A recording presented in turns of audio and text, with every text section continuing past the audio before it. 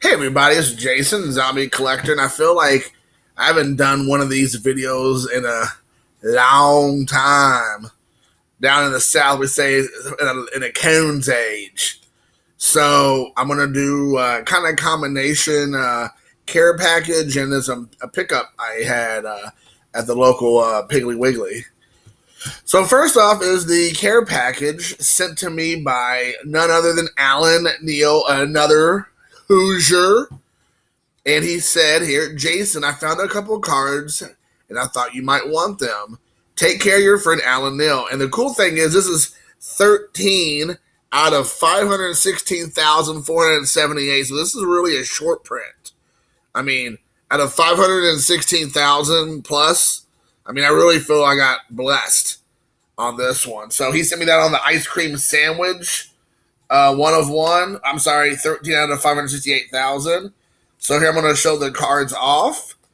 Got a Don Mattingly. Got a Hideo Nomo. And got another Don Mattingly with the triple play. And I don't think I actually have this Don Mattingly, shockingly. You know, and again, I've told this to people before. Like, a lot of times I think people are kind of surprised. A lot of the base cards are just random, kind of just like throwaway insert cards I really don't have for this time. Case in point, look at this little baby Don Mattingly gold card from Topps Mini or Micro Set. 1992, I think. So you got that card, and then I have me Sports Flick. A lot of mustaches going on in this card. You got a Donnie Baseball mustache, a Robin Yount mustache, and then a hairless monkey, Cal Ripken Jr. Keeping the mustache train going. We got Keith Cocaine Hernandez, along with Don Mattingly, Willie McGee, Del Murphy, Ron Guidry, and George Barrett. So there you go. You got that one. There you go. You got Don Mattingly right there with the eye black. And then this is a little bit different one. Another Don Mattingly, Rodney Carew right there. And then we have Wade Boggs. Where's Wade at? I don't see Wade. Oh, there's Wade. Then we got George Barrett, Cecil Cooper, and Willie Wilson. So there you go. Thank you very much, Alan Neel. He's one of those guys who does videos whenever he has something to show. He's not one of those guys who just does videos for video's sake, which is kind of how I am now. Aside from my random Jason Handy videos that I kind of do quasi-religiously, everything else I'm just kind of like, I'm not doing the videos as much anymore. I'm still watching videos. I'm still enjoying watching people share the collections. But kind of like my mentor, Blue Jacket 66, taking a step back and just, I'll do a video like today where I had a couple things to show off. But before I was always feeling like I gotta do a video. I gotta do at least, usually I felt like I had to do a video every day. Then I kind of got to a point after that, I was like, I need to do about 4 to 6 a week. Then I got down to doing like 3 to 5 a week. And now I'm just kind of like, I'll do 1 or 2 maybe a week, if that. I'll still go live. I love going live. I think that's more fun. And I'll still show off stuff when I get it like I'm doing right now. But I'm not like married to the idea and holy matrimony that I have to do one every single day. So the next one up, I picked up, I went to a pawn shop. I bought 6 DVDs for $2. So a little over 33 cents a DVD, I guess, or whatever. I went to a public school, so my math might be off. So I'm going to show what I have picked up. First up is Tony Jaa in The Protector 2. If you have not seen these film franchise out of, I believe it's the Philippines or Indonesia. I want to say the Philippines. Check it out, Tony Jaa. This one here has, I believe, the RZA. And the RZA doesn't really do much in the movie. He has a couple of, like, chicks who do all the fighting for him. And it's kind of like a way, he's kind of like, the bad guy that's sitting on his, like, throne laughing, like, ha, ha, ha, ha. like petting a feline of some sort. It's kind of like that. He's kind of like the guy from Inspector Gadget. But there you go. You got Tony Jaa. Little known fact, I believe, and I don't know if it's the Protector movies or if it was something else he did. He did a movie where, I kid you not, there's like big old white dude who's probably like 6'8" or whatever, picks up a baby elephant and throws it out of a window. Now, of course, this is not real. It's all like CGI or whatever. But it like has this like big old like hulking man grabs the elephant, a baby elephant, by the ears or whatever, and he like spins it around and he throws it out the window. I kid you not. It's worth the price of admission. If you can find that, I'm sure you can find that on YouTube. Do yourself a favor and check that bad boy out. Next up, the Guillotines, another this is a Hong Kong martial arts movie. Now this is a film by Andrew Lau, who did Infernal Affairs.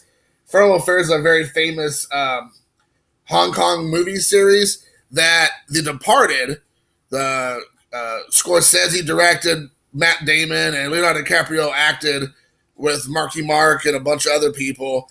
It was based off of Infernal Affairs. I would definitely highly recommend that movie series in Hong Kong. But this is the Guillotine. This is a period piece, again, Hong Kong. This comes with the slipcover, again, for 33 cents. I'll be your Huckleberry. And also, the Tony Jaa, the Protector, comes with the slipcover. And to find those with the slipcovers is kind of hard to find. Next up, we have a movie I never even heard of, but for a few schmeckles, this like mostly British cast, Dead Fish, which is what you don't want to catch when you're fishing, starring Gary Oldman, which he's just a chameleon. He's such a great actor. You also got Billy Zane. We know it's going to be good acting when you got Billy Zane and Robert Carlyle.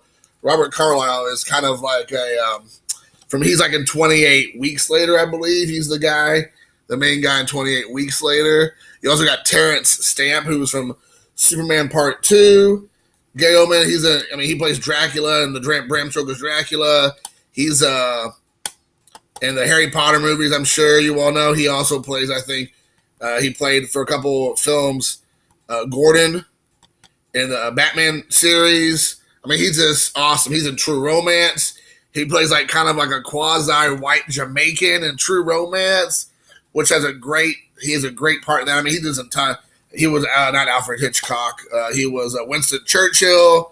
So, anyways, movie like this, I'm all for a bunch of good actors, and just random actors kind of throws you off. So you got that one.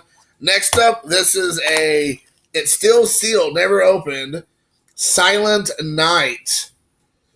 And obviously you can see here it is a Christmas themed movie. Nothing says Christmas like Santa Claus with a flamethrower. It says right here, he knows who's been naughty. There you go. This has Malcolm McDowell, the guy from Malcolm McDowell starred in A Clockwork Orange. He also was in the TV show Heroes. He was in Rob Zombie's Halloween. He plays the Dr. Loomis character. He was in 31, another Rob Zombie. He's in tons of, literally a ton of stuff. You also have Jamie King, who was in, she's a cute blonde. She was in Sin City.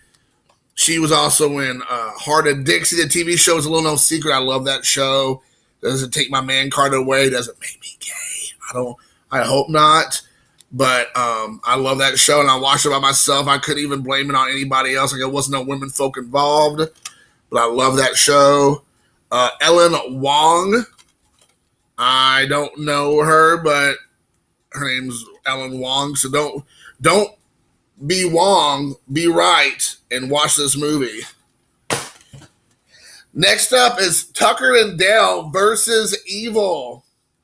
This movie had got a lot. This is also a sealed copy, never opened. This movie had got a lot of word of mouth traction. It's kind of like one of those. They're in on the joke with horror movies. It's all those cliche type stuff. Alan, I always Tudorick. I always mispronounce his name. I know. He was in Firefly and Serenity. He was also the voice of the robot in Star Wars movie with the chick. They're all with chicks now because Star Wars thinks what is going to replace all the Star Wars movies leads with girls and do the exact same story all over again, except with girls because it's different with girls. We can't think of an original story, but we'll just make it with girls. But the one with the guy and his co-pilots, the robot, they have a kind of a questionable relationship. But he plays their robot voice in that. Anyways, this is a good movie. All the cliches are in full force. Definitely check it out if you can. And then lastly, I didn't even know this existed. This is the director's cut of the Coen Brothers' Blood Simple. Never seen this cover before, but this is a crime noir type film. I highly recommend this. I don't think I've ever seen the director's cut, and if I did, I didn't know that I watched it. I think I probably thought I was watching the regular movie, what the non-director's cut, the theatrical. But it says the most inventive and original thriller, a maliciously entertaining murder story. That's a lot of $20 words in that synopsis there. But the Coen Brothers is a great directing team. And just to give you have Francis McDermott in here, Dan Hedaya, which is he's in a lot of movies.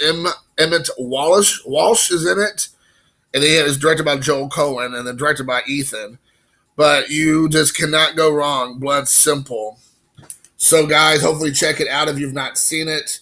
It is a great movie, and this might be their first movie, if not, it's one of the very first movies. So hopefully you all enjoyed the little get back into the back of the swing of things, get on top of the old hobby horse. Yeehaw! I like that new song, not really, but my son listens to it all the time about your horse, and Billy Ray Cyrus is in the video or some shenanigans. But anyways, I digress. Thank you for watching. Peace, love, and hair grease, and I'm out.